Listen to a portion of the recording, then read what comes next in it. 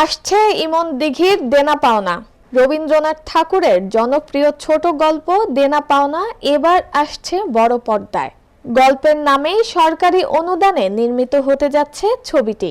পরিচালক সাদেক সিদ্দিকীর নির্মাণে এই ছবিতে অভিনয় করবেন প্রার্থনা ফারদিন দিঘি ও মামনুন ইমন।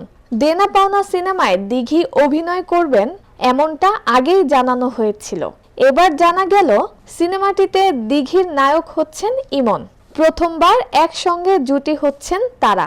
ছবিতে ইমনকে দেখা যাবে কলকাতায় কর্মরত এক ম্যাজিস্ট্রেটের ভূমিকায়, যিনি জমিদার পরিবারের সন্তান। আর দিঘি অভিনয় করছেন গ্রামের এক মধ্যবিত্ত পরিবারের মেয়ে নিরুপমার চরিত্রে।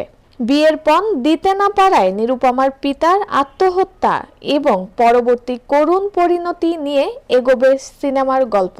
সিনেমায় নিজের কাজ করার খবর গণমাধ্যমে নিশ্চিত করেছেন ইমন নিজেই।